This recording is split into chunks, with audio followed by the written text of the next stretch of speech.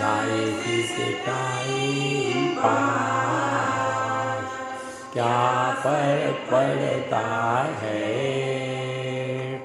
कोई दिक्कत नहीं, पता नहीं, जो थारी राय सो मारी राय, nothing to do, nowhere to go,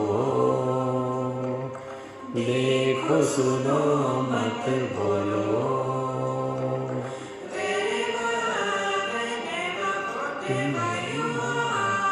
be 100% Karnataka, किसी को आओ मत कहो, किसी को जाओ मत कहो, ना कुछ पाना ना कुछ खोना, Who asked you live at zero complete level, मौज में रहो, be happy।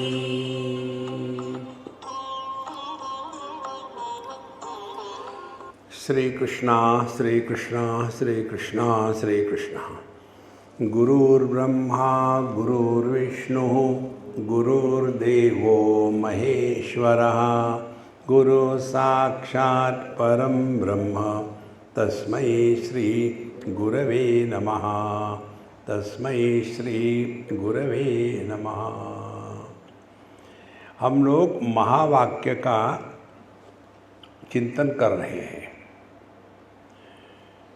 वेदांत के अध्ययन में जो आवश्यक है होना, उसको हम बताएंगे।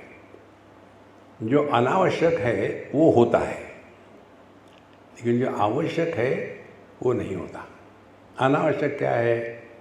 अनावश्यक है जिसको कहते हैं बाल की खाल खींचना। अनेक प्रकार के लॉजिक, रीज़न, ऐसा क्यों वैसा क्यों, उसी में लगे रहते हैं। और हमको समझना क्या है, जो हम है और जो हम अपने को समझते हैं, इसमें फ़र्क क्या है। इसके लिए ये महावाक्य का विश्लेषण हम करेंगे। कल बताया था आपको 4 वेदों में 4 महावाक्य हैं। पहला जो हम अध्ययन करेंगे आज, वो है प्रज्ञानम ब्रह्म, परमात्मा की परिभाषा। कल भी बताया था, ब्रह्म जिसको वेदांत में कहते हैं, परमात्मा उसी को योग में कहते हैं, और भगवान उसी को भक्ति में कहते हैं। तो ये भगवान, परमात्मा, ब्रह्म क्या है, इसकी परिभाषा इस ऐतरेय उपनिषद जो ऋग्वेद के अंदर है उसमें बताई है। जब तक कि हमको अपने लक्ष्य के बारे में स्पष्टता नहीं होगी, तब तक कि हम भटकते ही रहेंगे। लक्ष्य के बारे में स्पष्टता होना अत्यंत आवश्यक है कि हम क्या चाहते हैं जीवन में, कि भटक रहे इधर से उधर। उसके लिए प्रज्ञानम ब्रह्म हमको स्पष्ट रूप से बताता है कि वास्तविकता क्या है। उसके पश्चात पढ़ लिया, सीख लिया, फिर कहाँ है वो ब्रह्मन, दिखाओ। तो गुरु महाराज कहते दूसरे महावाक्य में, तत्वमसि, अरे यार मैं जिसकी बात कर रहा हूँ वो तुम स्वयं हो। देखो, फिर तीसरी बात ये है कि विद्यार्थी इस ऊपर चिंतन करता है। और फिर तीसरा महावाक्य है अहम ब्रह्मास्मि। तो गुरु महाराज फिर पूछते हैं, अहम ब्रह्मास्मि, अहम कौन है, कहाँ है वो अहम?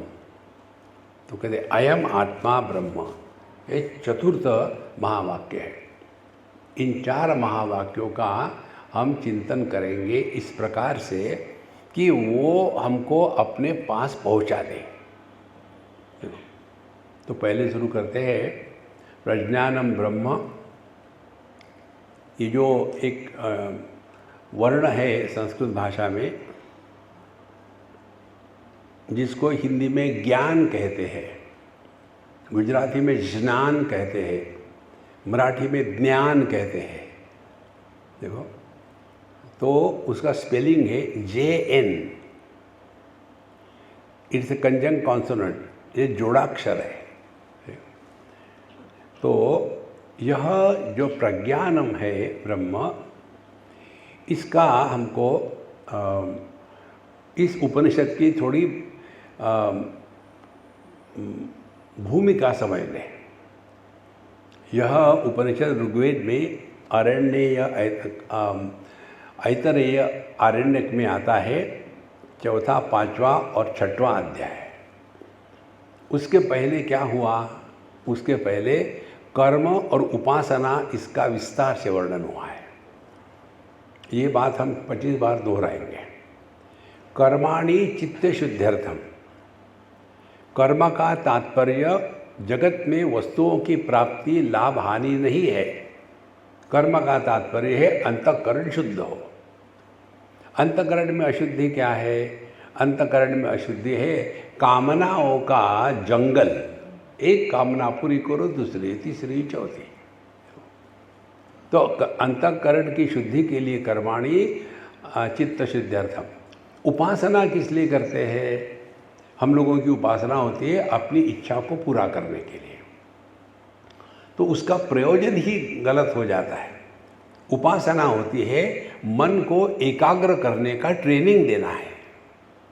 तो जिसका अंतःकरण शुद्ध है, माने कामना के प्रभाव से मुक्त है, और जिसका अंतःकरण उसको जब चाहे तब उपलब्ध है 100%, ऐसा जो शुद्ध और एकाग्र अंतःकरण है, उसी को तत्व का ज्ञान अनुभव हो सकता है। और उसके लिए उन्होंने पहले 3 अध्याय में यही बताया कि कर्म उपासना यह उनके लिए है कि जो अभी अपने आप को देह मान के बैठे हैं, जो अपने आप को जीव मान के बैठे हैं। तो देह मान के बैठने वालों के लिए ये दुनिया की वस्तुओं की उपलब्धि, भोग, यही मुख्य है। जो अपने को जीव मानते हैं, वो हमको मरने के बाद भी स्वर्ग में जाना, वहाँ भी भोग करना है। तो यह जो जब तक कि हम अपने आप को देहात्म भाव और जीवात्म भाव में बैठा के रखेंगे, तब तक के ये संसार बना रहेगा। उसके लिए बताते शास्त्र में कर्म उपासना किसके लिए है। तो कर्म उपासना के द्वारा हमारा अंतःकरण शुद्ध हो गया और एकाग्र हो गया। तो ऐसे विद्यार्थी के लिए अब यह प्रसंग शुरू होता है। तो उसमें आता है पहला ही मंत्र, इस व्यक्त जगत का आधार अव्यक्त ब्रह्म है। आत्मा वा इदम अग्र आसीत। इस जगत के पहले केवल परमात्मा है। माने अब जो जगत है ये परमात्मा ही है। देखो, यदि हमने जगत को परमात्मा रूप से समझ लिया, स्वीकार किया, तो क्या होगा? चिंतन करना है, करना कुछ नहीं। जब हमने ये समझ लिया कि ये देह मैं हूँ, तो मुझे देह की इच्छा नहीं होगी। हमको अपनी इच्छा कभी नहीं होती। जैसे आंखें अन्य को देख सकती है, आंखें स्वयं को नहीं देख सकती। हमको इच्छा हमेशा अन्य की होती है। तो इसीलिए जिसको हम अन्य के रूप में स्वीकार करते हैं, वो भी परमात्मा ही है। ये जब ज्ञान हो जाएगा, हम जगत में रहेंगे लेकिन कामना से मुक्त हो जाएंगे। इसके लिए इस उपनिषद में यह बताते हैं कि फिर उसने क्या कहानी है। फिर उसने विचार किया, सईक्षत, उन्होंने ईक्षण किया कि मैं अकेला हूँ तो अनेक हो जाऊँ, तो वो अनेक हो गए। तो क्या अनेक हो गए?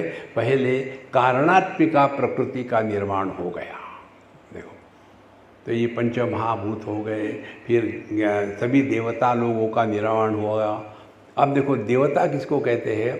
समष्टि को लेकर के, टोटलिटी को लेकर के जिसको देवता कहते हैं, उसी को अपने स्वयं को लेकर के इंद्रिय कहते हैं।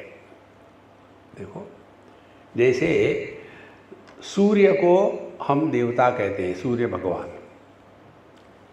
एक भी महत्व का सिद्धांत समझ लेना, हमारे शास्त्र में हर चीज़ के 3 स्तर होते हैं समझने के।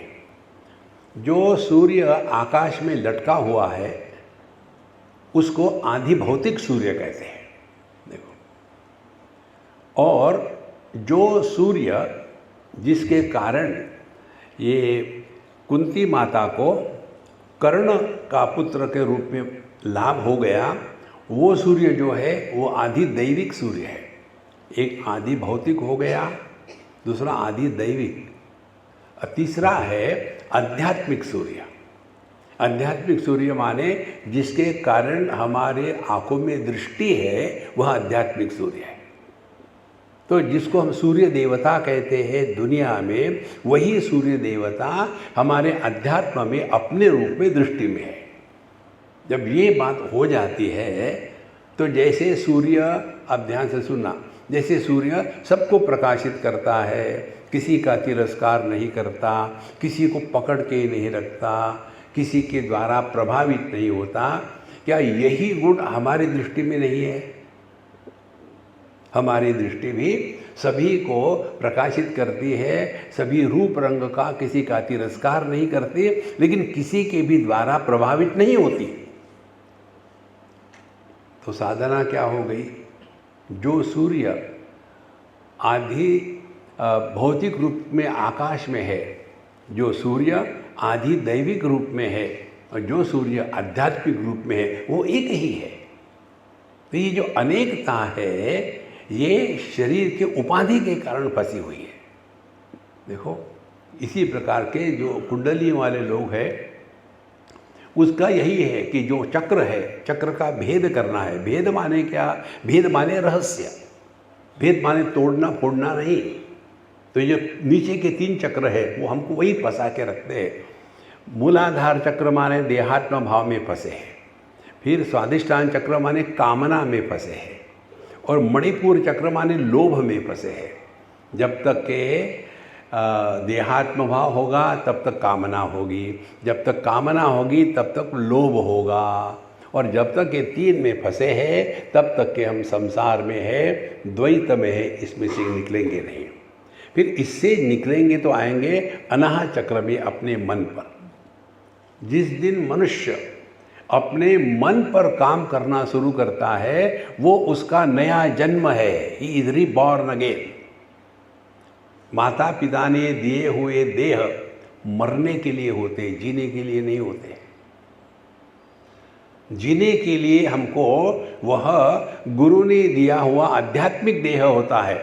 और कौन सा देह है वो? जब हम अपने मन पर काम करना शुरू करते हैं, तब हमारा नया जन्म हुआ। देखो, और इसीलिए ये प्रसंग है कि भगवान ने पहले यह आदि भौतिक सृष्टि निर्माण करी, उसको कंट्रोल करने के लिए अनेक देवता, फिर उनको जीने के लिए अन्न दिया, फिर उनको रहने के लिए मकान चाहिए। तो सभी देवता लोग कहने लग गए कि आपने हमको दिया तो सही, लेकिन अब हम रहेंगे कहाँ? या आपने भोग करने के लिए हमको विषय दिए हैं, कहाँ बैठ के भोग करेंगे? भगवान ने कहा ठीक है, फिर मैं आपको मकान देता हूँ। फिर उन्होंने पहले घोड़ा बनाया, गाय बनाई। तो बोले इसमें जाओ, बोले नहीं हमको नहीं अच्छा लगा ये गाय का शरीर। फिर ठीक है, फिर घोड़ा बनाया, वो भी नहीं अच्छा लगा। फिर गधा बनाया, वो भी नहीं अच्छा लगा। भगवान ने तुमको क्या दूँ यार, अच्छी बात है। फिर उन्होंने मनुष्य का देह बना करके उसको दिया। अब इसमें हाँ ये ठीक है। और सभी जितने देवता थे समष्टि में, वो इस देह में प्रवेश करके फिर अपने अपने स्थान पे जाके बैठे। तो सूर्य आकर के आँखों में बैठा, दिग देवता कान में बैठी, इस प्रकार से घ्राणेन्द्रिय की देवता जो है वो नाक में बैठी, रसना की देवता हमारी रसना में बैठी। इस सभी की सेवी देवता लोग जो समष्टि में है वो आकर के व्यष्टि में बैठ गए। और उसके बाद उनको खाना चाहिए, तो खाना भी तो प्रोवाइड करना है ना। जब बच्चे पैदा करते हैं तो खाना भी खिलाना पड़ता है। तो फिर भगवान ने क्या किया कि हर एक के लिए भिन्न भिन्न वस्तु बनाई। आँखों के लिए खाना रूप रंग दिया, कानों के लिए खाना शब्द दिया। इस प्रकार से सभी इंद्रियों को अपने अपने भोग भगवान ने निर्माण कर दिए। अब हुआ क्या, ये सब करने के पश्चात अब ये जो मनुष्य बना ये केवल भोग में ही लग गया। अब देखो, हम यदि अपने जीवन की कहानी लिखे तो क्या लिखेंगे। देखो, एक आदमी मर के ऊपर गया, उसको भगवान ने पूछा, तुमको मैंने गधा नहीं, घोड़ा नहीं, बकरी नहीं, सांप नहीं, बिच्छू नहीं बनाया, मनुष्य बना के भेजा था। हाँ जी, क्या किया तुमने? अच्छा भगवान, नोट करो। हाँ, क्या बनाया, क्या क्या किया? 30 ट्रक चावल खाया, 15 टैंकर दूध पिए।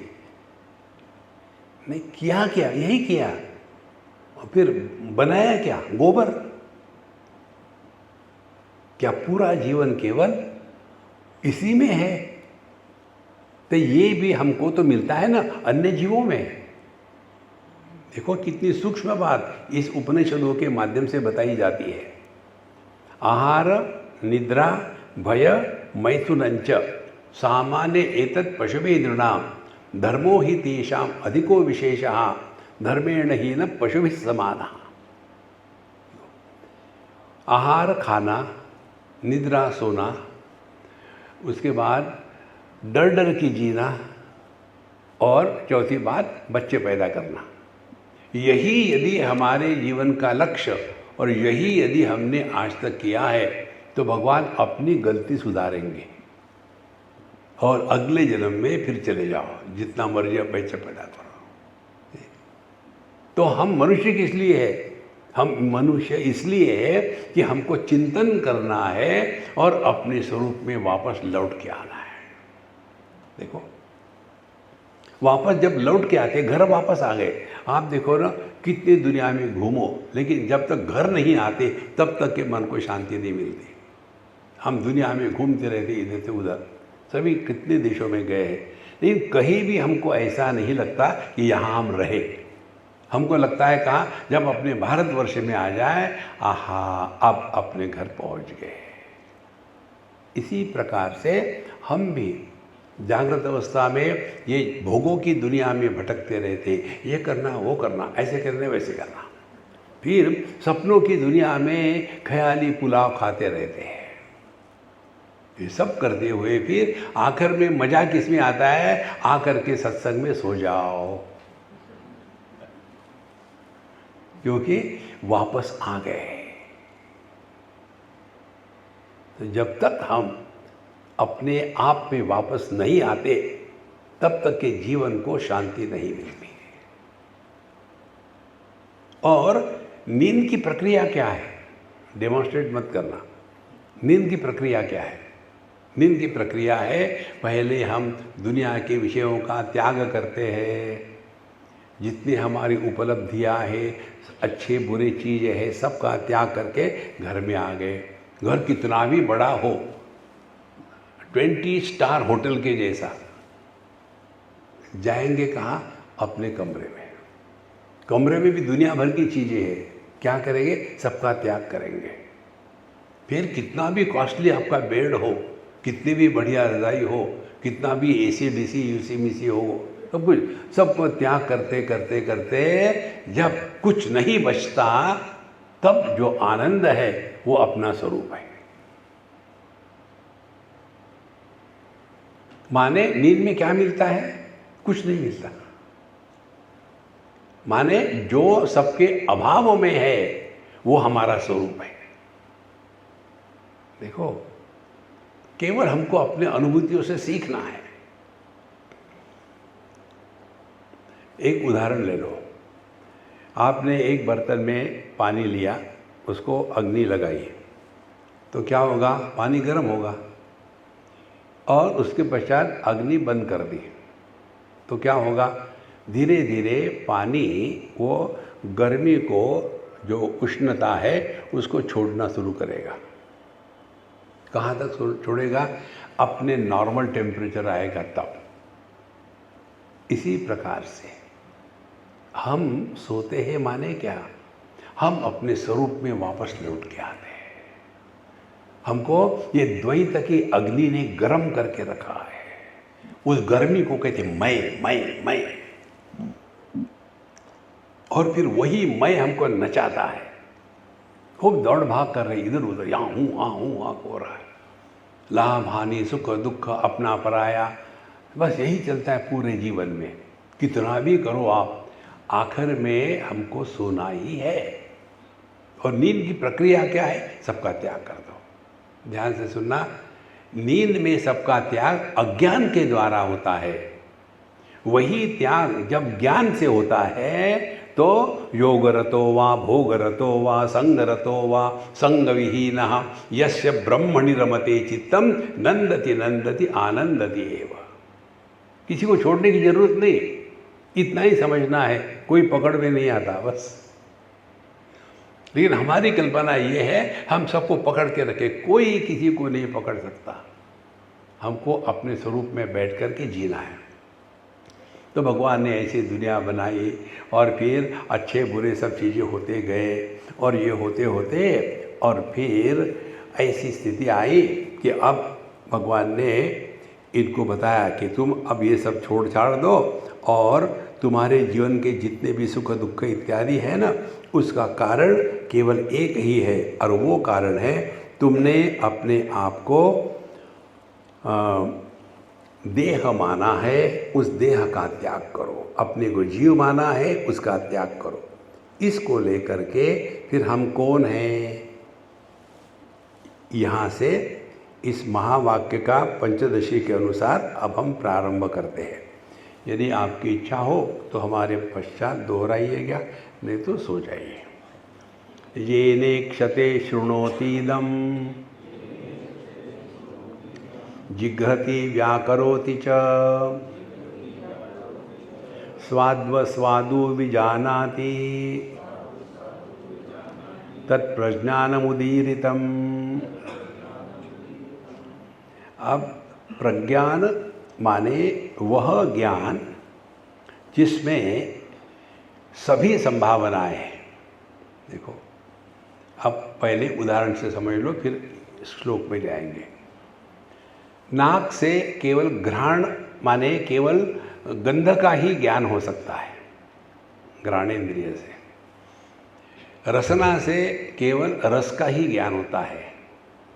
श्रवणेन्द्रिय से केवल श्रवण का ही, शब्दों का ही ज्ञान होता है। लेकिन मन क्या है? मन को सभी का ज्ञान होता है। तो मन की स्थिति क्या है? ध्यान से सुनना, धीरे धीरे ले जाएंगे आपको। रूप रंग अनेक है, दृष्टि एक है। शब्द विषय अनेक है, शब्द स्पर्श रूप रस गंध, उनके पीछे मन एक है। मन में सुख दुख लाभ हानि अनेक है, उसके पीछे मैं एक है। मैं जानता हूँ, मैं नहीं जानता, मैं सुखी हूँ, मैं दुखी हूँ, मैंने देखा, मैंने नहीं देखा। सभी अनुभूतियों के पीछे एक मैं है। लेकिन ये मैं है क्या हमेशा है? नहीं, केवल जागृत अवस्था में है। देखो, सुषुप्ति की परिभाषा बताते हैं, तत्र माता अमाता भवति, तत्र पिता अपिता भवति। सुषुप्ति अवस्था में हम माँ बाप भाई बहन सास ससुर कोई भी नहीं होते, और इसीलिए खुश होते हैं। देखो, तो विषय अनेक, इंद्रिय एक, इंद्रिय अनेक, मन एक, मन अनेक, मन के विकार अनेक, इनको जानने वाला मैं एक। ये मैं जो है ये भी हमेशा नहीं रहता, केवल देहात्म भाव है तभी मैं है। देहात्म भाव खत्म हो गया माने हम खर्राटे मार रहे हैं, तब भी हम रहते हैं। धीरे धीरे अपने पास लौट के आना। और निद्रा का अनुभव क्या है? निद्रा का अनुभव है दो बातें। अहम किमपि न जानामि, आई नो नथिंग। तो जो कहता है I know nothing, he is there. और दूसरी, मैं सुख से सोया था, माने दो अनुभव है, अज्ञान का और आनंद का। तो जो अज्ञान और आनंद के अनुभूतियों को प्रकाशित करता है वो उनके भी परे है। इस तत्व को हमको आत्म रूप से पहचानना है, इसके लिए ये सब प्रपंच है। तो ये न ईक्षते, जिसके द्वारा देखा जाता है, शृणोति इदम, जिसके द्वारा ये शब्द सुने जाते हैं, जिघ्रति, जिसके द्वारा हम सूंघ सकते हैं, व्याकरोति च, जिसके द्वारा बोल सकते हैं, स्वादु अस्वादु विजानाति, जिसके द्वारा हम रस का पान कर सकते हैं, तत्प्रज्ञानम, वह जो है वह प्रज्ञान है। अब देखो, जब तक हम अपने देहात्म भाव में फंसे हैं तब तक के जितना भी हमको ज्ञान हो रहा है ना, ये केवल अच्छा मुझे समझ में आ गया, ये ज्ञान की अपूर्णता है। ज्ञान की पूर्णता क्या होगी? अब चले जाओ ये डॉक्टर लोगों के पास। डॉक्टर लोग सीखते हैं ना शरीर के बारे में कि आंखें कैसी काम करती है, कान कैसे काम करते हैं और गला कैसा काम करता है, शरीर के अवयव कैसे काम करते हैं। वो देखते हैं ह्यूमन बीइंग्स को, एक व्यक्ति को नहीं। तो उनके दृष्टि से वो तो केवल पेशेंट को काट रहे।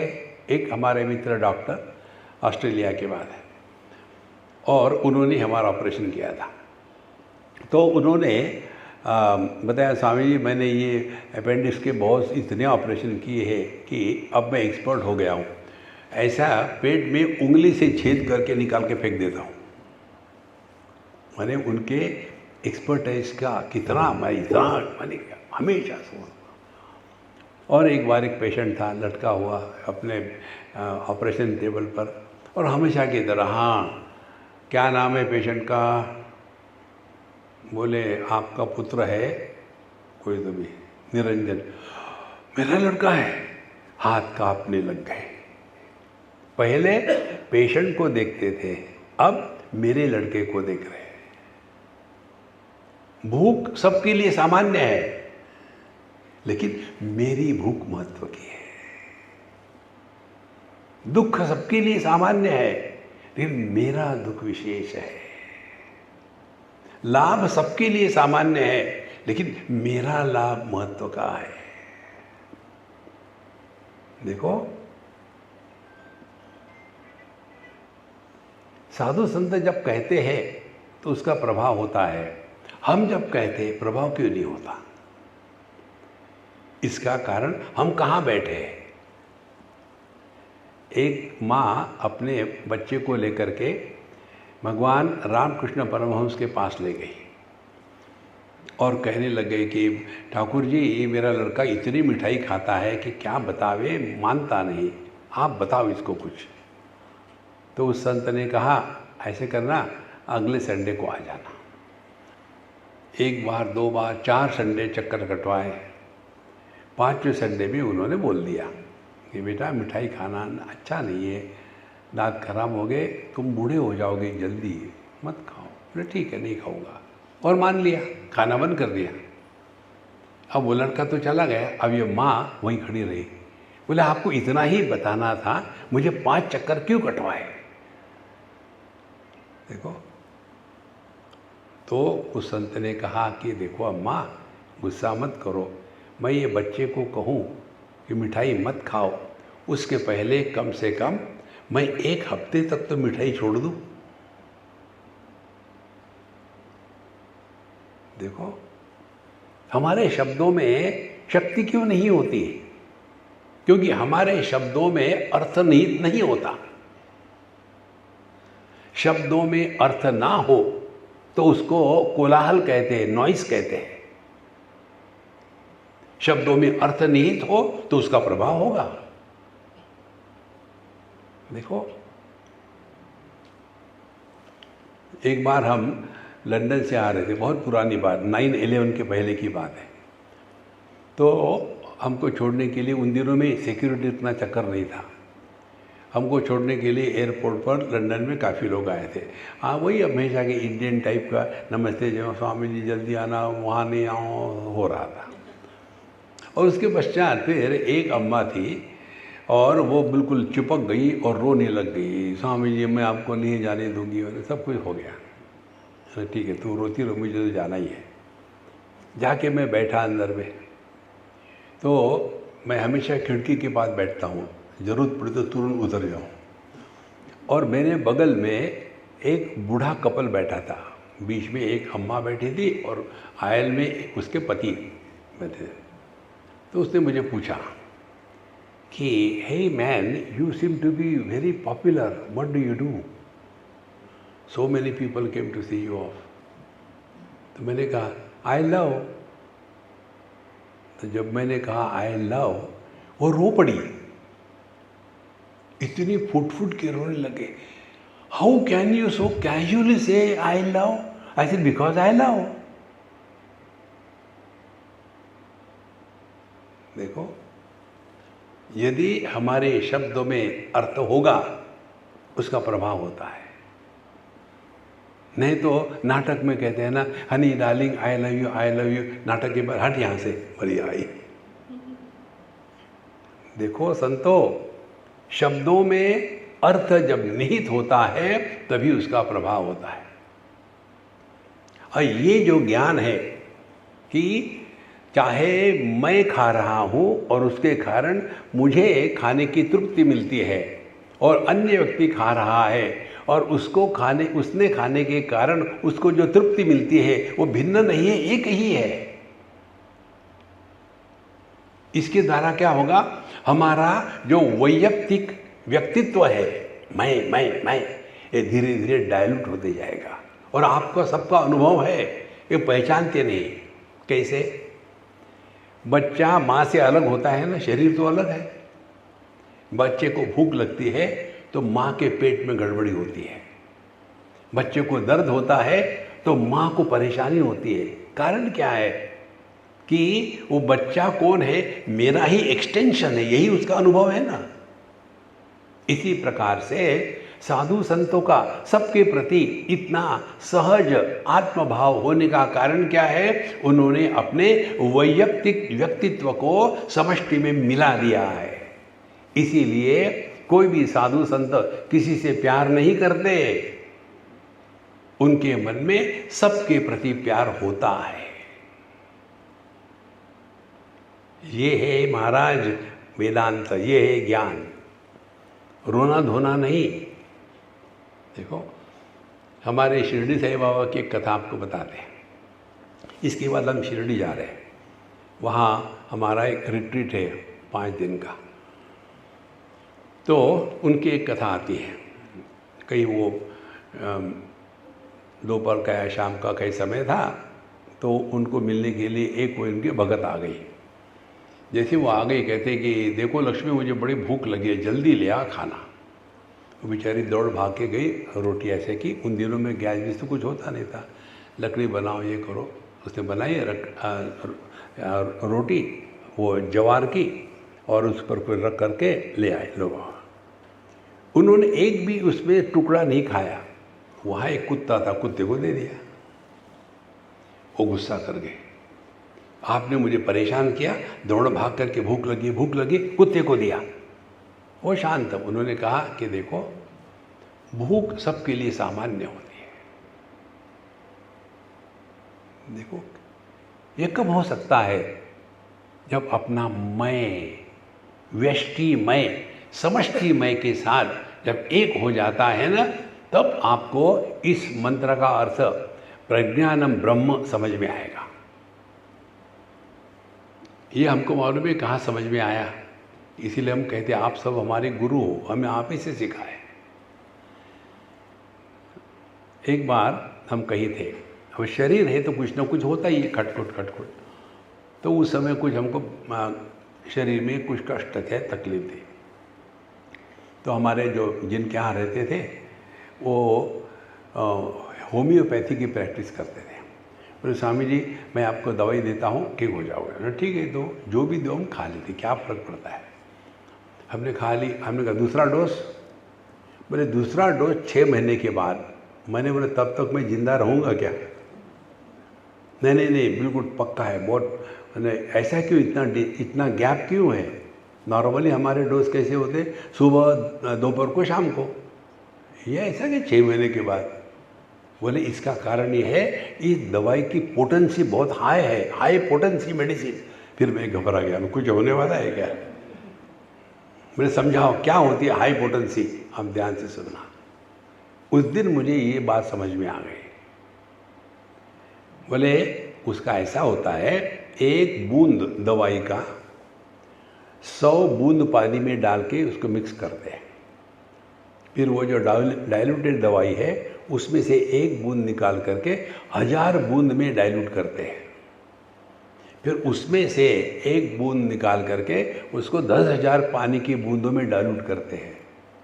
फिर उसमें से 1 बूंद निकाल करके उसमें 1,00,000 पानी की बूंद में डाइल्यूट करते हैं। जितना ज़्यादा डाइल्यूशन उतनी पोटेंसी हाई। मैं समझ में नहीं आ रहा।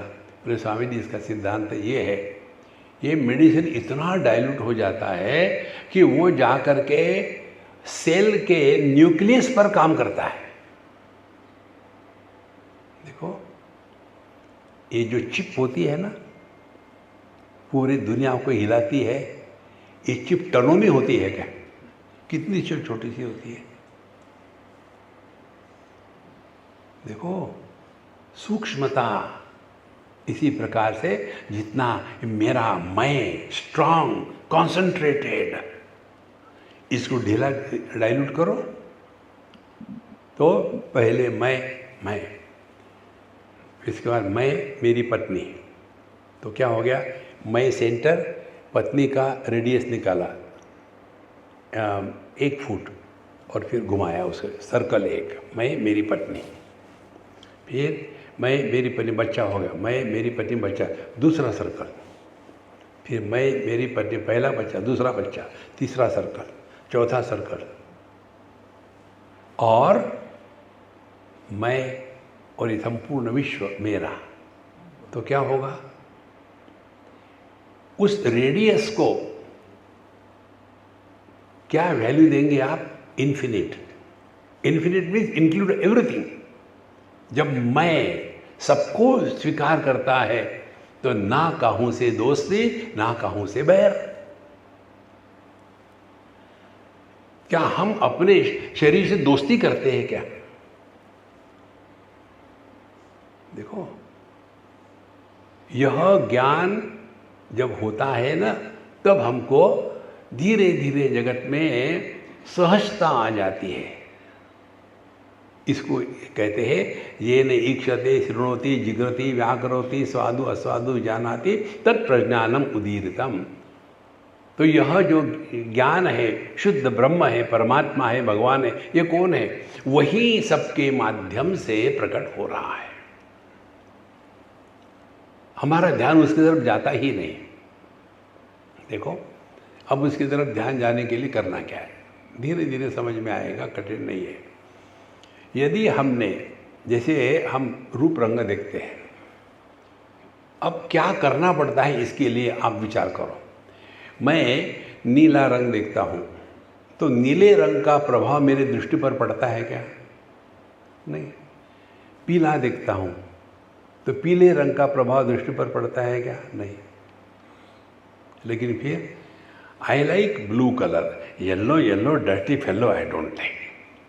अब ये लाइकिंग डिसलाइकिंग कहाँ से आई? देखो ये तो आंखों में नहीं है ना। अब मन पर आ जाओ। मन मिठास को भी चखता है, खटास को भी चखता है।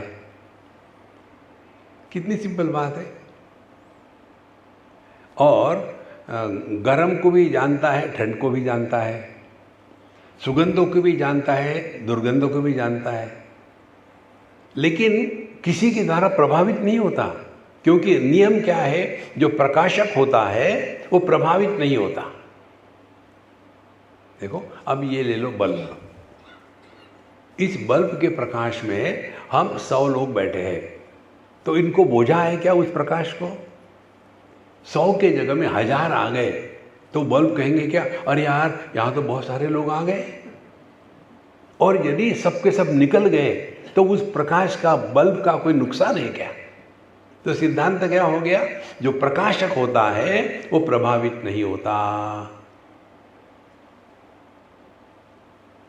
देखो, प्रकाशित सबको करता है, दुख को भी मन प्रकाशित करता है, सुख को भी मन प्रकाशित करता है। दोनों का स्थान सुख दुख का ही, एक ही मन है।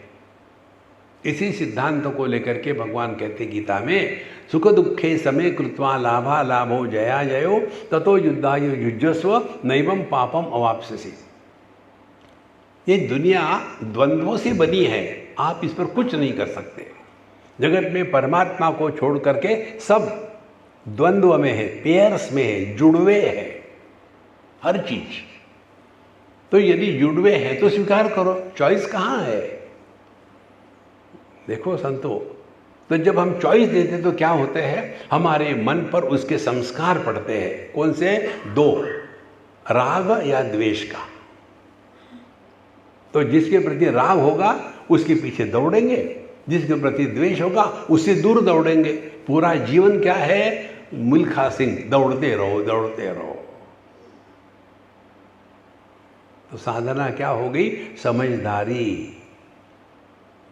ये हमको करना कुछ नहीं है, ये हमारा स्वरूप है, हम किसी के द्वारा प्रभावित नहीं होते।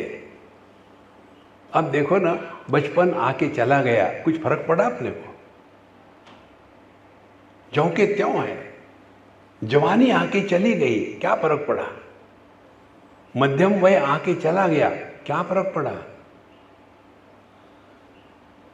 लेकिन हम ये पीछे का जो सूखा गीला कचरा है ना, उसको इकट्ठा करके रखे। तो साधना क्या हो गई, प्रज्ञान ब्रह्म जानने की, learn to remain in utter present. वर्तमान में रहो। कैसे वर्तमान में रहो? अपने भूत के बारे में बोलो मत, किसी के भूत के बारे में पूछो मत। जिसको भूत लग जाता है उस आदमी का व्यवहार कैसा होता है,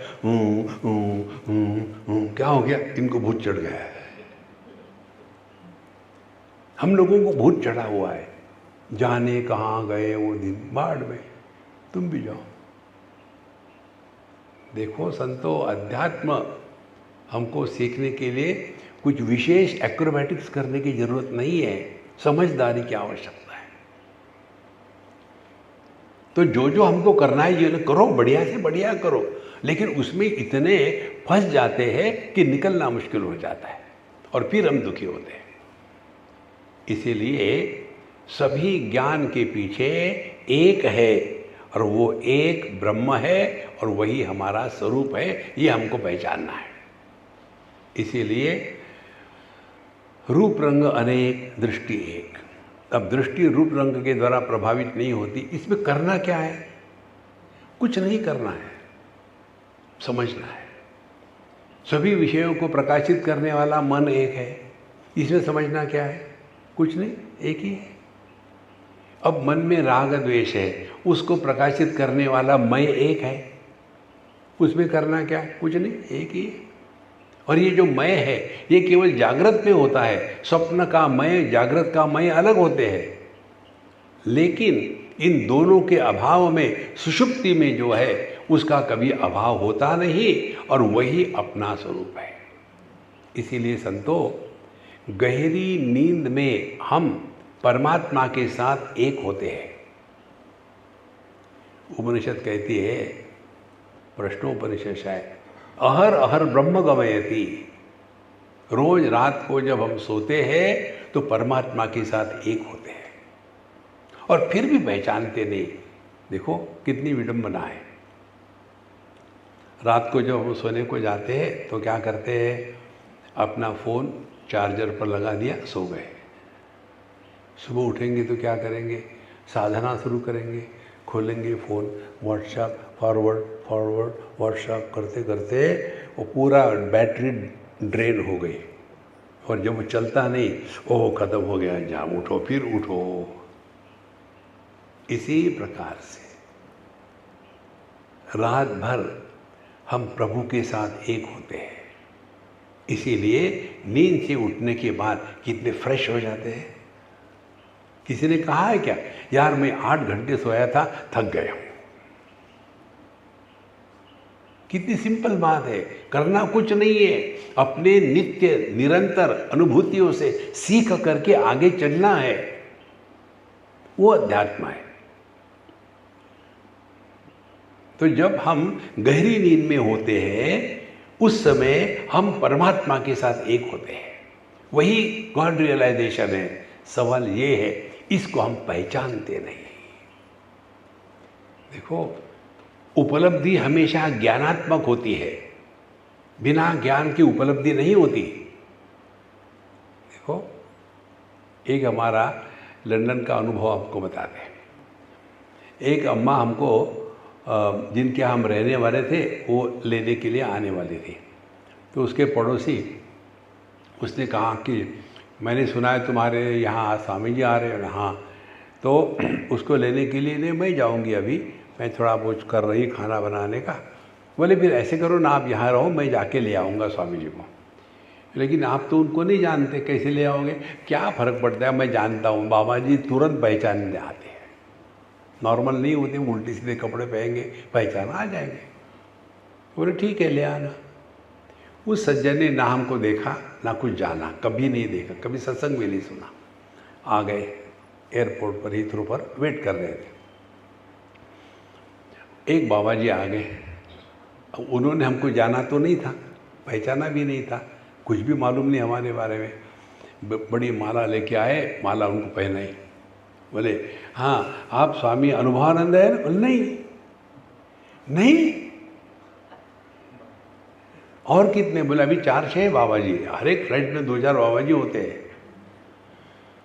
नहीं, आप कहेंगे क्या? अच्छा, माला वापस करो। हमको सीखना क्या है, जब तक के ज्ञान नहीं होता तब तक के उपलब्धि नहीं होती। कितनी महत्व की बात है संतो। ईंट पत्थरों में सब कुछ नहीं है। देखो, एक केरला की लड़की, बहुत इंटेलिजेंट, बस उसका एक ही एम था कि मुझे मेरिट लिस्ट में आना है नेशनल लेवल पर, और थी भी इंटेलिजेंट। परीक्षा हो गई और उसके बाद उसको लगा कि एक प्रश्न उसने थोड़ा ठीक नहीं लिखा, डाउट मन में आ गया, और इसीलिए शायद वो मेरिट लिस्ट में नहीं आएगी, और उस डर से उसने आत्महत्या कर ली। और जब मेरिट लिस्ट डिक्लेयर हो गई, उसका नाम उसमें था। देखो, इसीलिए संतो अपने आप को पहचानो। देखो, क्या हम देह है, क्या हम जीव है, क्या हम वो है जो सबका आधार है लेकिन किसी के भी द्वारा प्रभावित नहीं होते?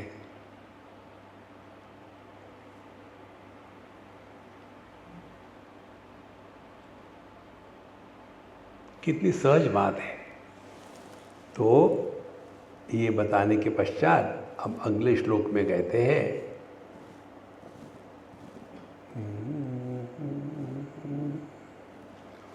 चतुर्मुखेन्द्र देवेशु, गला साफ कर लेना, चतुर्मुखेन्द्र देवेशु, थोड़ा आ गया नहीं, बड़ी आवाज, मनुष्वाश्व गवादिषु चैतन्यमेकं ब्रह्मातः प्रज्ञानं ब्रह्म मयि अपि। अब हम इसको पहले सिद्धांत के रूप में समझाते हैं आपको।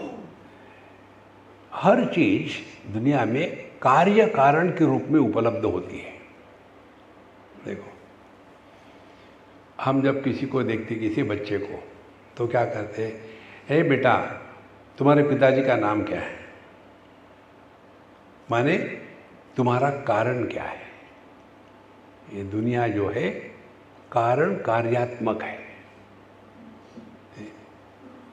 तो कारण क्या है? चतुर्मुख ब्रह्मा जी, दुनिया को निर्माण करने वाले, इंद्र सभी देवताओं का राजा, और सभी देवता उसी प्रकार से मनुष्य, अश्व, घोड़ा, गवादिषु, गाय इत्यादि सब में चैतन्यम एकम।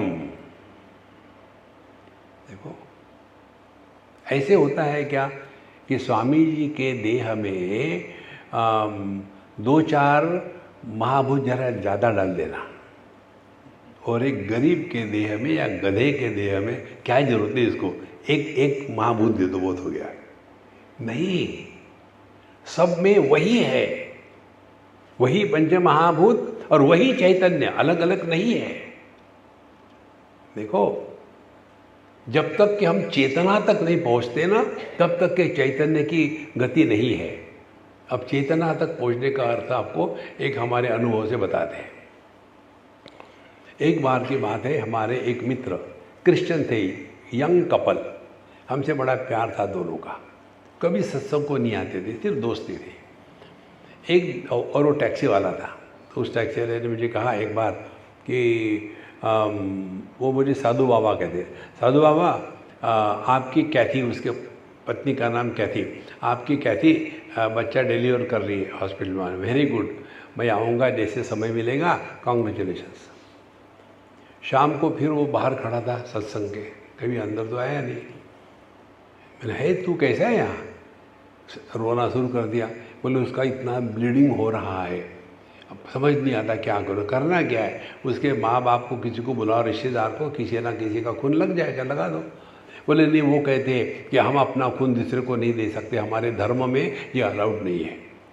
हमने, यार क्या पागल हो, चलो तुम्हारे भगवान से प्रार्थना करो मेरा मैच हो जाए। मैं गया उसको देखने के लिए, और भगवान की कृपा से मैच हो गया। हमने कहा दिलाओ उसको ब्लड, 1-2 बोतल जितना संभव था दे दिया, और मैं चला गया। वो ठीक हो गई। 15 दिन के बाद फिर उसको जब मैं मिला तो बोले कि I don't know how to thank you, you have saved my life. ऐसे वो बकवास बंद करो, मेरे प्रश्न का उत्तर दो। बोले यहाँ क्या प्रश्न है?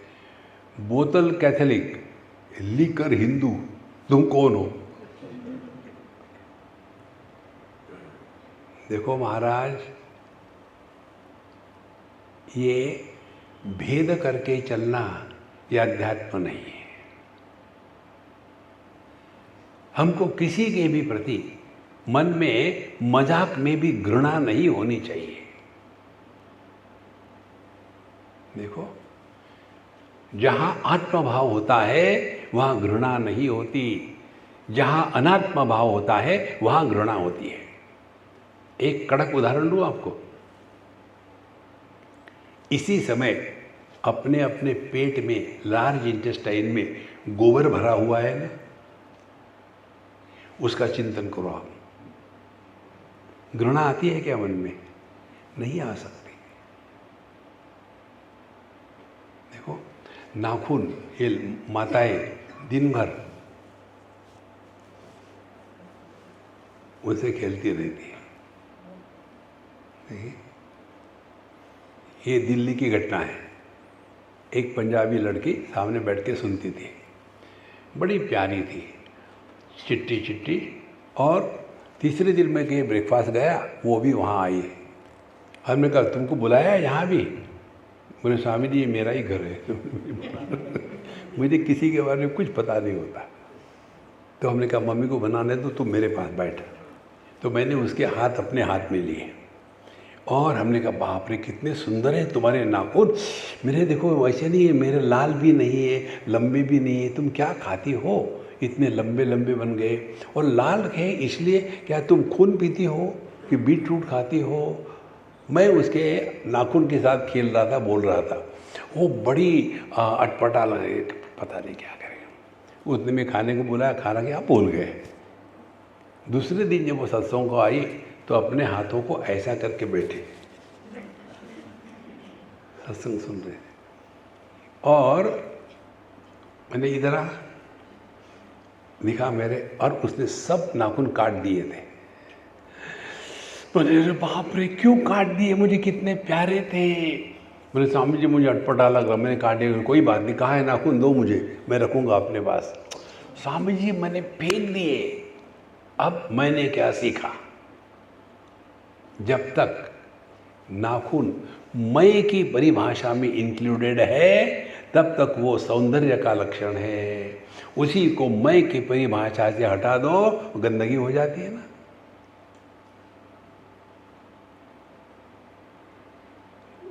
देखो, या तो सबको अपना कहो या किसी को अपना मत कहो। यही तो संसार है। अपनी लड़की दूध की धुली और बहू केरोसिन की धुली। संसार का यही कारण है, दूसरा कोई कारण नहीं है। तो साधना क्या है? साधना विषयों से हट गए, इंद्रियों में आ गए, इंद्रियों से हट गए, मन में आ गए, मन से हट गए, मैं में आ गए, मैं से हट गए, चेतना में आ गए। चेतना सबके लिए सामान्य है। जो भोग का आनंद मनुष्य को पृथ्वी पर होता है, वही भोग का आनंद एक पशु को होता है। चाहे अश्व रहे, चाहे गधा रहे, चाहे कुत्ता रहे, चाहे मछली रहे, सबका भोग का आनंद वही होता है। देखो संतो, इसीलिए चतुर्मुख जिन्होंने दुनिया को निर्माण किया, ब्रह्मा जी, चतुर्मुख इंद्र, सभी देवताओं का राजा। तो इंद्र क्या हो गया यहाँ? इंद्र हो गया हमारे जीवन में हमारा मन। चतुर्मुख क्या हो गया? यह अंतःकरण चतुष्ट है, मन बुद्धि चित्त अहंकार। और देव क्या हो गए? हमारे सभी इंद्रिय, ज्ञानेंद्रिय, कर्मेंद्रिय। और ये किस में है? सभी में है। मनुष्य में है, गाय में, गधे में, घोड़े में है। इन सब में चैतन्यम एकम, एक ही चैतन्य है। चैतन्यम एकम, अलग अलग नहीं है। और उसको प्रज्ञानम कहते हैं, प्रज्ञानम ब्रह्म। देखो, अब हमारी गलती गड़बड़ी कहाँ होती है? हाँ, बैठ लो एक जगह में। तो गलती क्या होती है? यही गलती होती है। देखो, हमको एक छोटे से बच्चे ने प्रश्न पूछा। उनके यहाँ हम गए थे नाश्ता करने के लिए। होगी 5-7 साल की लड़की, छोटी सी, आके मुझे कहती, स्वामी जी क्या है, ये दुनिया कब निर्माण हुई, कहाँ से शुरू होती है और कहाँ इसका अंत होता है? ऐसा प्रश्न बच्चे नहीं पूछते। तो मैंने उसको कहा, बेटा तुम कितने इंटेलिजेंट हो, किसने कहा तुमको मुझे ये प्रश्न पूछने के लिए? बोले मम्मी। तो मैंने मम्मी को, तुम सामने आ जाओ, तुम क्यों नहीं पूछती हो? बच्चे को लगा दिया। तो हमें जी मुझे डर लगता है, हमने, मैं वेजिटेरियन हूँ, मैं खाता नहीं किसी को। नहीं बताइए। हमने कहा देखो, मैं प्रश्न पूछूंगा, उत्तर दो, आर्ग्यूमेंट मत करना, तुम्हारे प्रश्न का उत्तर मिल जाएगा। क्या तुम सुबह कितने बजे जगी? नहीं, बताओ कितने बजे? बोले 7 बजे। दुनिया 7 बजे निर्माण हुई।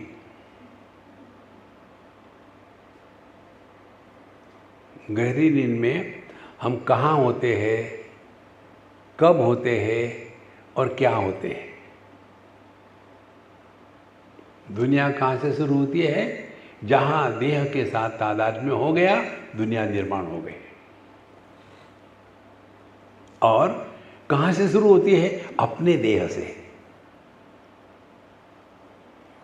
और कहाँ तक रहती है? अपने देह तक। और हमारा पूरा जीवन इसी का लाड़ प्यार में चला जाता है, इसी के संदर्भ में। लेकिन इन सबका जो आधार है, उसके प्रति हम एकदम उदासीन बन जाते हैं। इसीलिए ये सब विश्व यदि परमात्मामय है, उसमें हम भी आ गए ना, हम अलग थोड़ी हैं उससे। इसीलिए चैतन्यम एकम ब्रह्म अतः मयि अपि। तो जो एक ज्ञान है, जो एक चैतन्य है, ब्रह्म क्यों है? सब में है लेकिन सबके परे है। देखो, ये एक एक चीज को आप चिंतन करना है, करना कुछ नहीं। देखो, जैसे एक दो उदाहरण ले लो। पानी का अपना कोई रंग नहीं है, पानी का अपना कोई रस नहीं है, टेस्ट नहीं है, लेकिन पानी क्या है, सभी रंगों के साथ एक हो जाता है। सबके रंग के साथ एक होने के बाद भी पानी को रंग छूता नहीं। पानी का अपना कोई टेस्ट नहीं है, उसमें नमक डालो नमकीन हो जाएगा, मीठा डालो मीठा हो जाएगा। यदि उसको उबालो तो वो सब जितना कचरा किया था वो निकल जाएगा, फिर जैसा का तैसा। आध्यात्मिक साधना क्या होगी, उबालो अपने को ज्ञान के अग्नि पर, तब पता चलेगा कि जो सुखी दुखी होने वाला है वो वास्तविक नहीं है। आदमी एक, पिता को लेकर के पुत्र, पत्नी को लेकर के पति, पुत्र को लेकर के पिता, क्या वो तीन बन गया है क्या? है तो एक ही ना। दुखी कौन हो रहे हैं? ये तीन। आदमी कभी दुखी नहीं होता। पुत्र दुखी होता है हिटलर बाप के कारण, पति दुखी होता है महाकाली के कारण, और पिता दुखी होता है ये राक्षस के कारण। आदमी कभी दुखी नहीं होता। तो आदमी ने क्या साधना करनी है? Wherever whenever whatever you are, be 100% followed by Karnataka. नाटक करो, ये है वेदांत की साधना। बड़ों के सामने हो, आर्ग्यूमेंट मत करो, जो कहते हैं सुनने का नाटक करो, और जो आपको करना है वही करो। बड़ों को कोई सुधार नहीं सकता, उनको समझा नहीं सकता, तो उनसे खामो खाम अपना दिमाग खराब मत करो। शांत, ठीक है भाई, हो जाए। क्यों ऐसा? थोड़ी देर के बाद वो भूल जाएंगे किसके बारे में क्या कहा था। आर्ग्यूमेंट करो तो याद रखेंगे वो। और जो छोटे हैं, अब गलती तो छोटे ही करेंगे ना, करने दो, एक आध बार होती है गलती, उसको लेकर के इतना परेशान होना। मुख्य बात तो बताई दी नहीं। मुख्य बात क्या है? पत्नी के साथ, अरे यार वो तो सबसे सिंपल है। देखो, पत्नी जब बोलती है, पति ने मौन रहना चाहिए, और पत्नी जब मौन है तब पति ने बोलना नहीं चाहिए। घर में cease fire through out life, फिर जा करके आप तत्व का चिंतन कर सकते हैं। ये तो हमेशा वही, स्वामी जी मेरी पत्नी ऐसी है, स्वामी जी मेरे बच्चे ऐसे हैं। यार शादी यार तुम करते हो, परेशान मुझे कर रहे हो। देखो, धीरे धीरे औपाधिक व्यक्तित्व का त्याग करके इन उपाधियों का जो आधार है उसमें चले आ जाओ। अब इसके लिए क्या साधना करोगे और कितना समय लगेगा मुझे बताओ। पति को मैं आदमी हूं ये समझने के लिए कितना समय लगेगा? पति को मैं आदमी हूं ये जानने के लिए कितनी साधना करनी पड़ेगी?